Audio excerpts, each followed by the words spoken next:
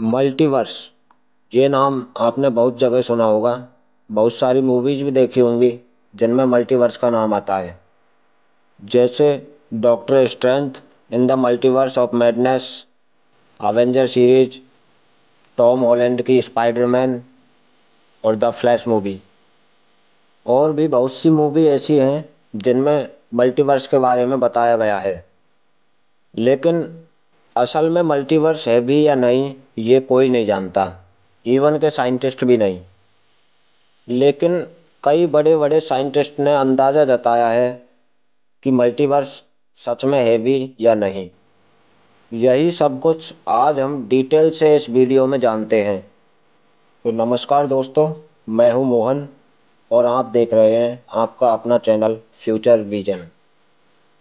दोस्तों, अगर मल्टीवर्स की बात की जाए तो मल्टीवर्स एक ऐसी टर्म है जो कि अलग अलग यूनिवर्सेज की तरफ इशारा करती है। यानी हमारे इस यूनिवर्स के अलावा और भी यूनिवर्स हो सकते हैं जिनमें फिजिक्स के लॉ भी हमारे यूनिवर्स से अलग हो सकते हैं। जैसे हमारे यूनिवर्स में ग्रेविटी है, तो हो सकता है किसी दूसरे यूनिवर्स में ग्रेविटी ही ना हो और लोग जमीन पर चलने के बजाय आसमान में उड़ते हों।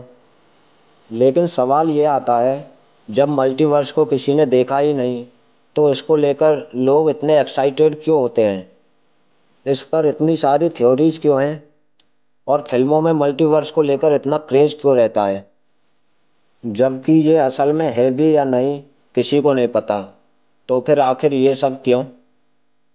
तो इन सभी सवालों का जवाब जानने के लिए पहले हम बात कर लेते हैं अपने इस यूनिवर्स की, यानी द कॉस्मोस की।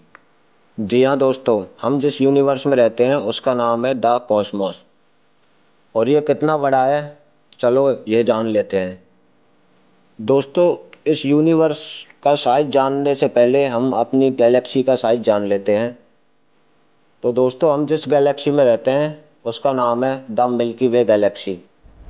और इस मिल्की वे गैलेक्सी में ही हमारा सोलर सिस्टम मौजूद है, जिसमें हमारी पृथ्वी और बाकी सभी प्लेनेट सूरज के इर्द गिर्द चक्कर लगाते हैं। अब आपको ये पता ही होगा कि सूरज एक स्टार है। लेकिन दोस्तों, आपको जानकर हैरानी होगी कि सूरज एक बहुत ही छोटा स्टार है। एक गणना के मुताबिक मिल्की वे के अंदर 100 से 400 मिलियन स्टार हैं, जिनमें से कई स्टार ऐसे हैं जो कि हमारे सूरज से कई गुना ज़्यादा बड़े हैं। इसके अलावा अगर हम बात करें तो हमारी मिल्की वे गैलेक्सी के अंदर 100 मिलियन ब्लैक होल भी हैं, जबकि हमारी गैलेक्सी के अंदर 8 ट्रिलियन प्लैनेट भी मौजूद हैं, जो कि अलग अलग कैटेगरीज रखते हैं। जैसे कोई सूरज से भी ज़्यादा गर्म है तो कोई बर्फ से भी ज़्यादा ठंडा है, किसी के पास सबसे बड़ा रिंग सिस्टम है तो कोई अंधेरे से भी ज़्यादा काला है। अब ये तो बात हो गई स्टार्स, ब्लैक होल और प्लैनेट्स की, जो कि बस मिल्की वे के छोटे मोटे एलिमेंट्स हैं। ये सभी एलिमेंट्स मिलकर भी मिल्की वे में सिर्फ 5% जगह लेते हैं। बाकी 90% जगह डार्क मैटर ने ले रखी है और बची 4 से 5% जगह तो वो इंटरस्टेलर गैस और डस्ट ने ले रखी है। यानी मिल्की वे गैलेक्सी इतनी बड़ी है कि इसके साइज का अंदाज़ा लगाना भी मुश्किल है। लेकिन फिर भी कुछ साइंटिस्ट ने मिल्की वे के साइज का अंदाज़ा लगाते हुए बोला कि मिल्की वे का डिस्टेंस 1 लाख लाइट ईयर है। यानी कि अगर हम लाइट की स्पीड से भी मिल्की वे में ट्रेवल करेंगे तो हमें मिल्की वे का सिर्फ एक चक्कर लगाने में 1 लाख साल लग जाएंगे, जो कि कभी पॉसिबल ही नहीं होगा, क्योंकि इसका एक चक्कर लगाने में पृथ्वी जैसे हजारों प्लैनेट्स की एनर्जी भी कम पड़ेगी।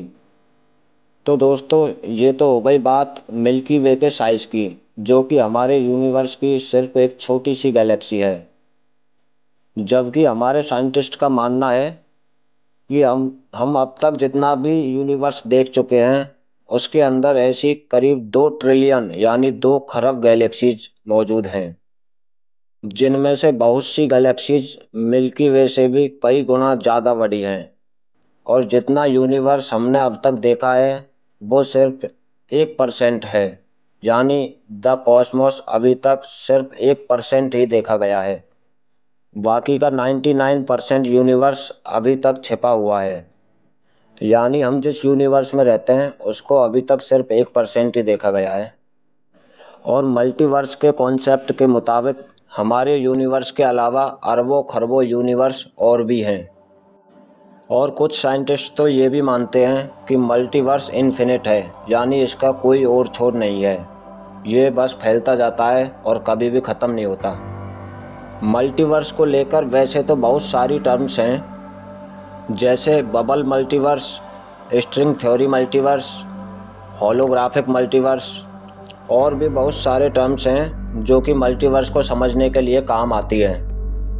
लेकिन इनमें से जो सबसे फेमस टर्म है वो है पैरेलल यूनिवर्स। अब ये पैरेलल यूनिवर्स क्या होता है, चलो एक एग्जाम्पल से समझते हैं। मान लो दो यूनिवर्स हैं, एक का नाम हम यूनिवर्स ए रख देते हैं और दूसरे का नाम यूनिवर्स बी रख देते हैं। अब इन दोनों यूनिवर्स में आप रह रहे हो और अचानक आपका भाई आपको बोलता है कि भाई बाजार से सब्जी ले आओ।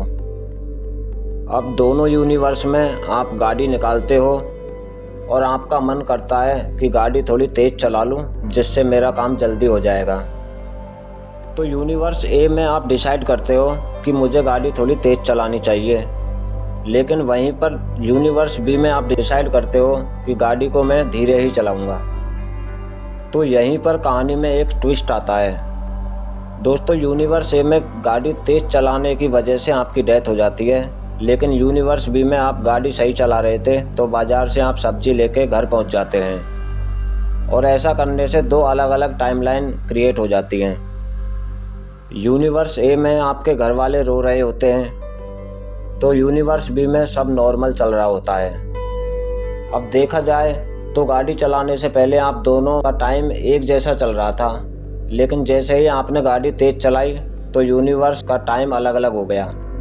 एक यूनिवर्स की टाइमलाइन में आप हो और दूसरे यूनिवर्स की टाइमलाइन में आप नहीं हो, और इसी चीज़ के कॉन्सेप्ट को बोलते हैं पैरेलल यूनिवर्स, जिससे क्रिएट होती हैं अलग अलग टाइमलाइंस।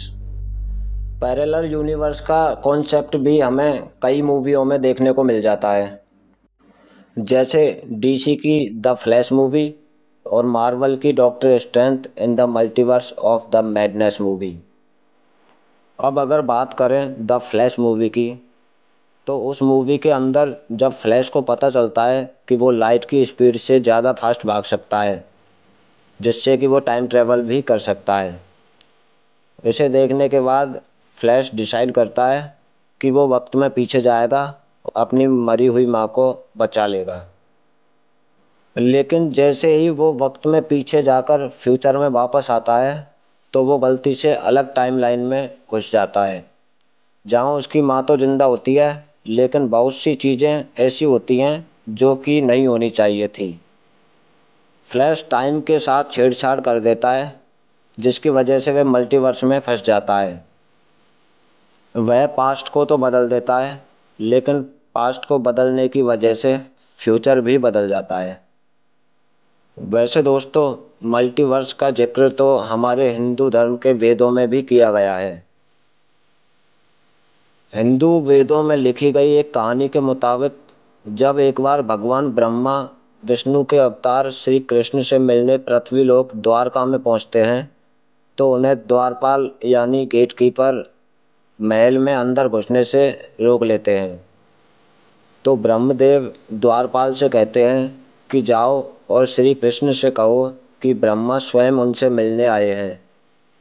तो द्वारपाल ने यही बात जाकर श्री कृष्ण से कही, तो श्री कृष्ण ने द्वारपाल से कहा कि उन्हें जाकर पूछो कि वो कौन से ब्रह्मा हैं।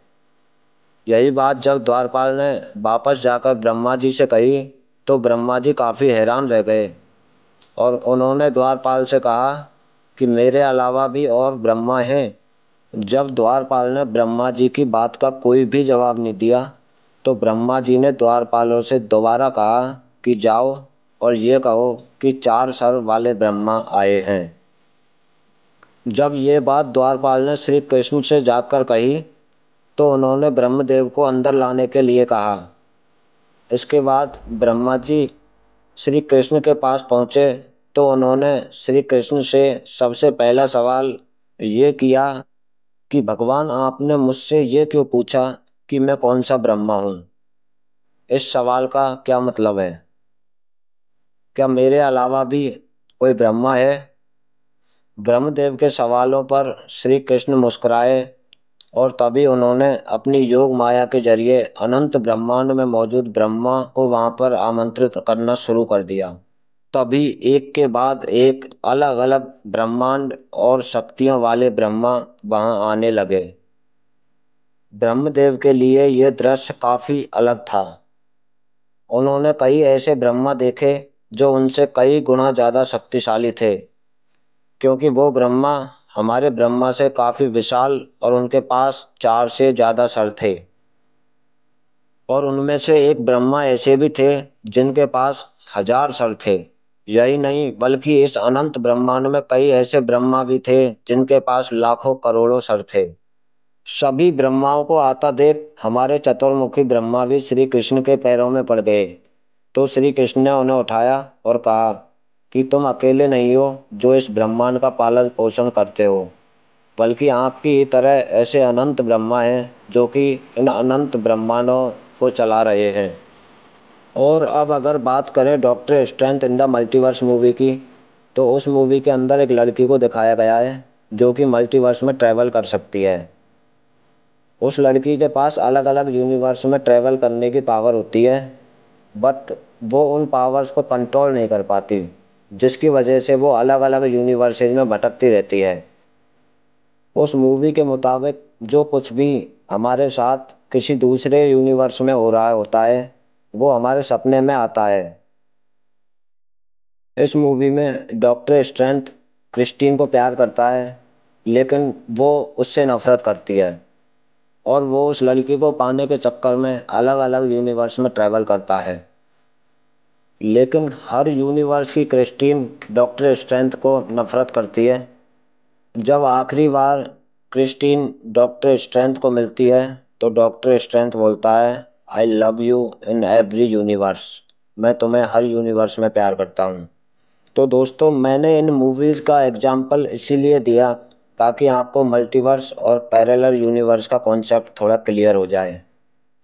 और अब भी अगर आपके दिमाग में थोड़ा डाउट है तो आप जाकर मूवी देख सकते हैं। तो मैं आशा करता हूँ कि आप अब ये जान गए होंगे कि मल्टीवर्स आखिर होता क्या है। आपको मल्टीवर्स और पैरेलल यूनिवर्स के बारे में काफ़ी बातें क्लियर हो चुकी होंगी। बट दोस्तों, मल्टीवर्स कोई छोटी मोटी चीज़ नहीं है। इनफैक्ट मल्टीवर्स को समझने के लिए साइंटिस्ट भी क्वांटम मैकेनिक्स का इस्तेमाल करते हैं और एक एस्टीमेट के मुताबिक क्वांटम मैकेनिक्स अब तक की डिस्कवर होने वाली सबसे मुश्किल स्टडी है। क्वांटम मैकेनिक्स एक ऐसी चीज़ है जिसको समझने के लिए सिर्फ समझना ही काफ़ी नहीं होता। इनफैक्ट ये अपने आप में ही एक मिस्ट्री है जिसमें जानने के लिए बहुत कुछ है। अब क्वांटम मैकेनिक्स क्या है, इसके इंट्रोडक्शन के लिए मैं एक अलग वीडियो लाऊंगा और मल्टीवर्स का भी वीडियो लाता रहूँगा। अगर आप इस कॉन्सेप्ट में दिलचस्पी रखते हो तो वीडियो को लाइक करें, चैनल को सब्सक्राइब करें और बेल आइकन दबाएं। धन्यवाद। जय हिंद।